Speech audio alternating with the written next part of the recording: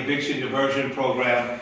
We want to thank you for being here. Our commitment has been one that we wanted to be open and transparent with the process. We treat this with a sense of sensitivity, and we bring to bear the reality of how funds are moving, but also the great challenge that we have in the local Quad City region as it pertains to the funding with the spaces that are lined out for our commitment with the Rock Island County specifically. But we know that housing and homelessness is a Quad City challenge, and so we are sensitive to that matter as well. And just as a reminder, the Eviction Diversion Program is a united effort between several organizations. Of course, we have the 14th Judicial Court Circuit. Judge Pentuick is here. She'll be giving some indicators of how the court system is managing evictions and some of the challenges. Of course, Project Now will give the funding update and how the process is working. We also will have a representative, Justin Hunter from Prairie State Legal Services, that is available to answer any questions virtually or those in present that may have a question as well. Salvation Army, who's a partner, are not able to be here today, and also the Rock Island County Bar Association. And again, those of our partners, those two are not able to be with us today, but they have been majorly committed to the effort, and we could not do this without them. All of the partners have brought to bear a sense of understanding, and our heart hurts with the reality of so many people going through a tough time. I want the public to know that the individuals that make up this team bring everything they have. They bring their institutional weight behind them to try to find a way to mitigate these challenges, to try to bring solutions to the things that are bearing upon the shoulders of so many. And our heart is with those individuals as tenants, and equally with those that are property owners, as we are concerned about the Quad Cities as a whole. With that said, we have received funding, and we have been doing our best to move funding as fast as we possibly can. There are guidelines to those funds, and we have to follow a certain pattern, but we don't want the public to be intimidated by any of the processes. The processes are there for a reason, and they allow us to move these dollars and invest these dollars in the best way that we can, being accountable to the system and the funders that have allocated them. And so with that said, I'm going to ask Ron to come, and he's going to give an update on the funding and also the layout for the future. Thank you, Ron. Thank you, Dwight. As Dwight had mentioned, I'm Ron Munn, Community Services Director for Project Now. Quick funding update. So we have spent so far today $1.2 million. We have an additional $1.3 million available. That money has helped. We've helped 600 households, unduplicated households, and over 1,400 individuals in the Quad Cities. So currently we are accepting applications. We'll continue to accept applications as long as funding is available. To schedule an appointment, please call 309-793-6391 to schedule an appointment. Appointments, they're going to be out 2 to 3 weeks for an appointment. Processing time, we've got that down to 2 weeks. So we are getting through files very quickly. So we will have an answer before you need to be in front of the judge again. As Dwight had mentioned, we're partnering with Prairie State Legal Services. So each Friday morning, we are down at the courthouse to provide assistance right then and there. We can answer any questions from either the tenant, the client, or the tenant, the landlord, or attorneys while we're down there, as well as take applications right there as soon as they come out of court. If you've got any questions, you can go ahead and again give us a call 309-793-6391, or you can email us at questions@projectnow.org. Thank you. Thank you, Ron. The commitment that we have is to invest these dollars. Our intent is to see that those property owners and tenants have what they need so they can continue their life and livelihood in the Quad City region. Our sincere hope is that individuals who may feel this has been a long drawn-out process, we get it, we feel your frustration. But we have worked doubly hard to reduce the wait time. We have made adjustments and committed an entire portion of staff that 8 hours every day when they come in, they're working on these applications. And that those individuals are not working on these applications and other applications for other major programming at Project Now. They only have one responsibility, and that is these applications. And so I want to assure you that we're working hard to fast track individuals. And again, documentation helps us so that when you do get into the queue, when you do have that appointment, we can move much faster if we've done as well as we can do with documentation on the front end. It really does help the process. And I know that Ron ended with the understanding of where we are on Fridays, and if an individual did not have an appointment with us but has further questions or want to get linked up with us, you can do it right at the courthouse. There are some new developments that are happening there at the 14th Judicial Court Circuit, and Judge Pentuick is here. She's going to give an update on the evictions. Again, our heart is heavy with so many that are on the edge of being evicted. Some have been evicted, but we are doing our best to provide these resources. And if you are headed for your first hearing and you still need to know more information, please pay attention to this portion of the press conference because there's some helpful information coming. Thank you, Judge. I'm a circuit judge with the 14th Judicial District. This eviction diversion program is not new. We saw this coming over a year ago and started working with the different agencies. So this is an update on information, but I want people to be very clear that we anticipated the issues that landlords are having, keeping their businesses running, and tenants are having, staying housed. This is a program for all people. It's not a pro-landlord, it's not a pro-tenant, it's supposed to take care of all individuals. And so we want to really enforce with people that this is an ongoing program and that people should take advantage of it. We are at crunch time now. There are no more moratoriums on any evictions. The process is speeding up, and it is speeding up quickly.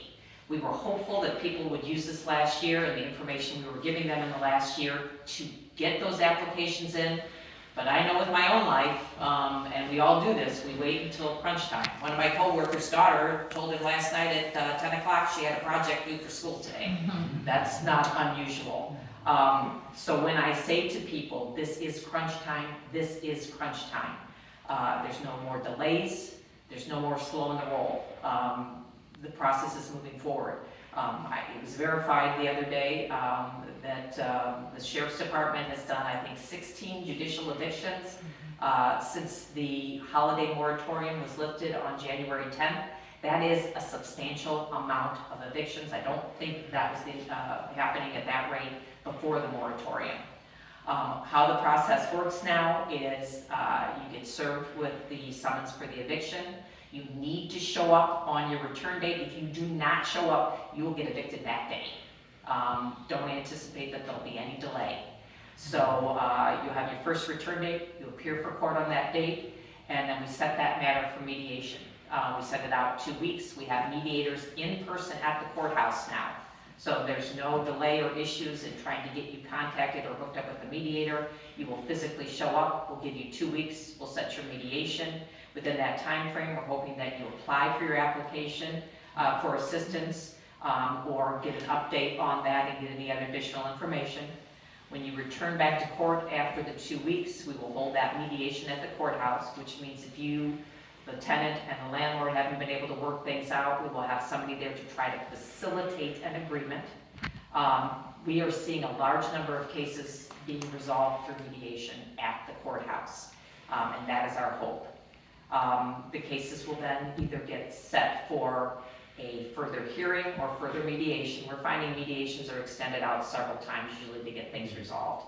If there is no resolution, your case is set for trial the very next Thursday morning. So that process is quick.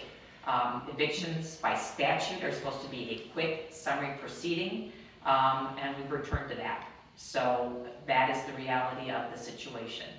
At the eviction trial, if it's found that you owe even $1 worth of rent, then the eviction will proceed. We usually give 14 days to move, and if you don't get out of the property within that time, the sheriff's department will put your stuff on the street. Driving into today, I saw what clearly was a judicial eviction. I saw a ton of property on the curb next to a building, and I can almost guarantee you that was somebody who was not believing that the eviction was going to occur, and it certainly did. So what I'm encouraging people to do is to apply for assistance, apply quickly. The money isn't free. I don't want anybody to have that impression that they're just handing money out the door. You have to apply, you have to qualify, and you have to get them the information they need. I've had several people on the eviction trial day. It was very clear that they applied for assistance and then they didn't bother to get all their information in. And they said, well, I was approved. No, I wasn't approved. Well, we ask you to meet us halfway. There are funds available. We want those funds applied for. We want landlords paid. We want tenants housed. But you have to comply with the program. Project Now and Prairie State are there every Friday to assist people. Project Now has been great. They're able to actually tell people by looking at their computer how their state grant applications are going, even though they're not handling those cases. They can say, well, we do show that you applied through IDA, that the process is going forward, and man, it's just been very helpful on Fridays for them and Prairie State to be there to tell people, and that way the landlords can say, I know I'm getting my money in X number of weeks, and then we extend the case out. So what I want to reiterate is that the program has really hit its stride, but there are no more safety nets for people. You will go through the mediation, and hopefully that will allow people to get the benefits. But if people think that there's going to be some magical delay or additional moratorium, that is not happening. So all I can tell people is the process is speeding up. Apply for assistance. We will do everything we can to facilitate agreements. But if you don't try to get benefits, there's no safety net, and that is the bottom line. So that's the update, and it's a scary reality. Yeah.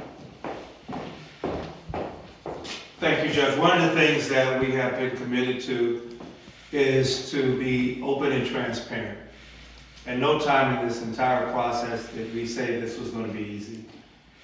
We saw this coming. The program was up and standing with months, and we started a year ago. We're well into a full year plus now of not just preparation, but planning and partnership building, because we saw this day would come. With that said, there's still opportunity. You may have heard some things that kind of shook you to the core.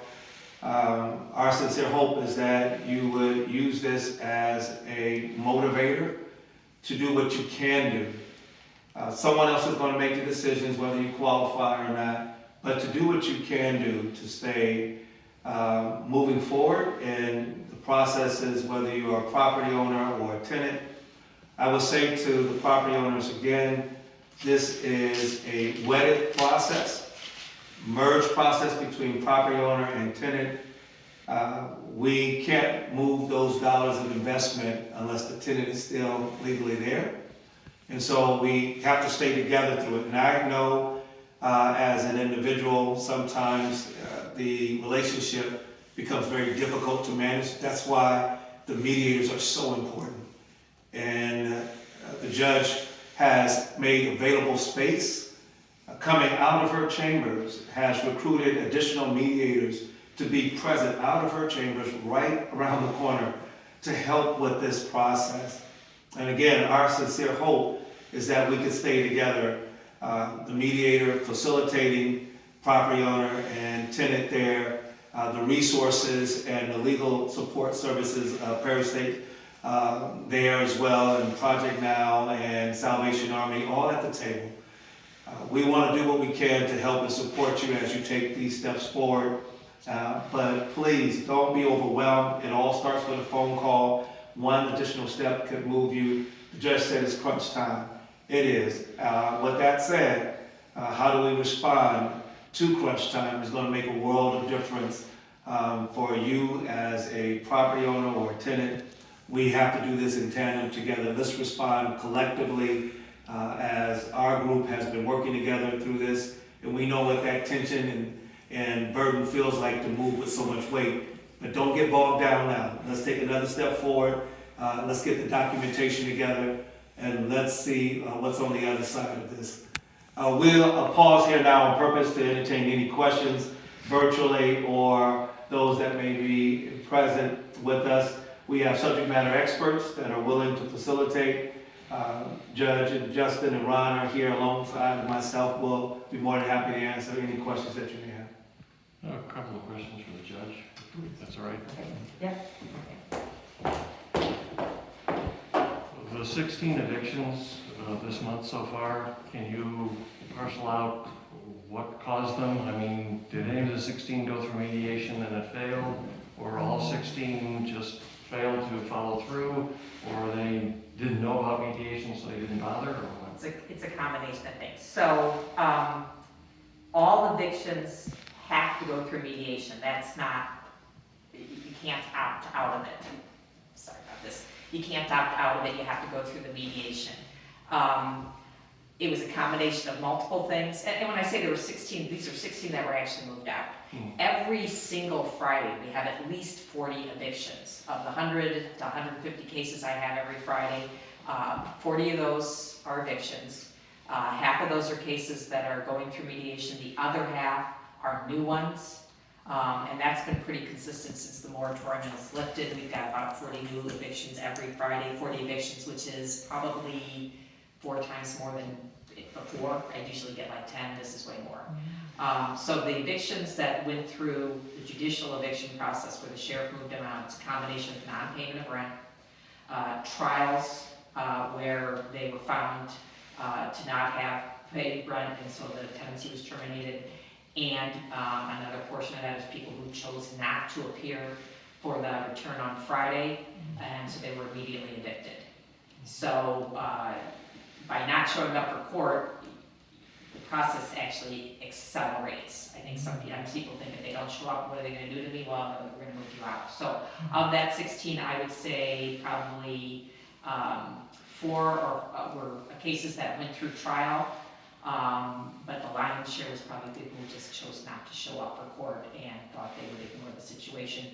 And what the sheriff's deputies have said to me is, people are still there. They're begging to stay, and it's too late. Okay, what about the successes? I mean, we're talking about the 16. What can you say? What's the half full part of this? I will tell you that I am getting 4 to 5 evictions also dismissed every Friday because it's been worked out. So that is not an insubstantial amount. I'm also getting evictions dismissed before the trial date. You can electronically file dismissals, and we're averaging, 2 to 3 a week that are getting resolved and that they're dismissing because they've been paid. And then I'm getting 3 to 4 a week where they've agreed that they're not going to get caught up, but they're going to agree to remove by a certain date. So the mediation is resolving most of the cases. And how many mediators do you have working in the judicial district? We have 2 that physically come down to the courthouse every Friday, and then we have through John Deere probably 7 to 8 that can do it virtually, and then we've got some volunteers from Project Now, 2 to 3 people who will do it remotely, but we have 2 every Friday physically at the courthouse. Okay, thanks. I have one more question. I was wondering if you could remind us the sources of the funding, the 1.2 and 1.3 million that are still available. So the significant portion of our money available is from the federal government, either through the CARES Act or the American Rescue Plan Act. We do have some local dollars that came through the state, but I would put 90 to 95% is federal funding.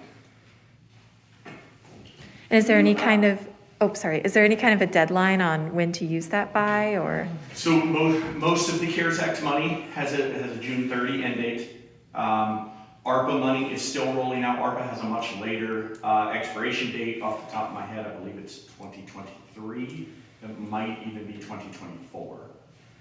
So the concern right now is to get the CARES Act money spent. And is that CARES or CURES? CARES. CARES, got it. CARES. CARES. Got it. Do you know what the deadlines that have passed on some of the state money, the ones that you don't? So IDA just closed their portal, I believe, on the 9th. There is still the court-based rental assistance that is available. Again, as Judge had mentioned, we will help anybody enroll in that. We will look up statuses at the courthouse. Our goal is to use the extensive resources that we have access to as a community action agency to benefit the community. And although we're not doing the work, we're not verifying those files, we will be happy to use our contacts with IDA to get an answer. And can you clarify that people can apply through all the different sources, but they can't double dip? Correct. So ultimately, the money is coming all from the same entity. So if you get money through IDA, you will not be able to get money from Project Now for that same period. That doesn't mean if you get money for January through July through IDA, you can come to Project Now and get August through December. We just can't pay on the same month. And what would you say is the easiest way for people to apply for some of this funding? Would it be to call you or apply online? Call is definitely going to be an easy way. I think most would agree when they go to their first hearing, the easiest way is when they're done in the courtroom to walk down the hallway and sit down with us, and we'll take your application right then and there.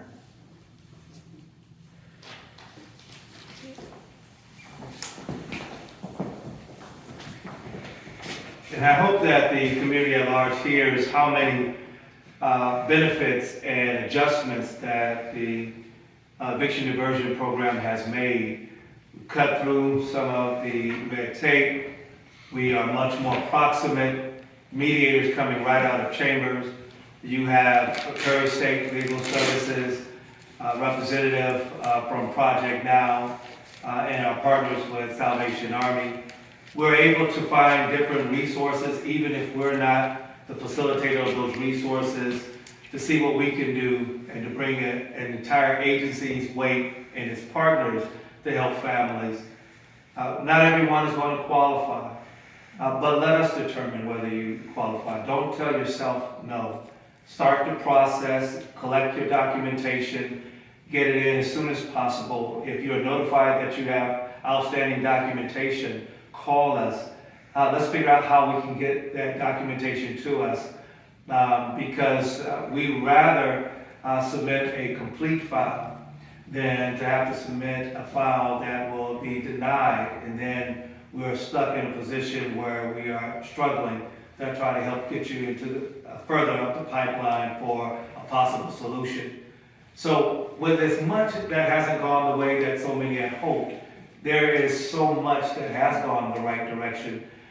Mediators are present, funding is moving, people are qualifying, life is changing, families are secure, property owners have what they need so they can stay in business and maintain their obligations. Are there some things that didn't go right and well? Sure. But I want to let the community know there are sizable realities of people that are able to now stay in their homes or in the property, and tenants are well with their families, out of the elements now, and property owners have what they need so they can continue the small business operation and allowing affordable properties here in the Quad Cities as a whole. So we, again, thank you for your time. We want to be sensitive. If you have any additional questions, you can reach out to Project Now. For any of the subject matter experts, we will be more than happy to follow up. You can contact Perry State Legal Services, Salvation Army, Project Now. And of course, if you're headed for your first hearing, be prepared to stay just a little while longer and hit that mediation. That mediation can change everything. The mediators, I think this is the summarizing point. the mediators have made a world of difference. So thank all of the mediators, those who have volunteered time. It's changing the reality for so many. Thank you.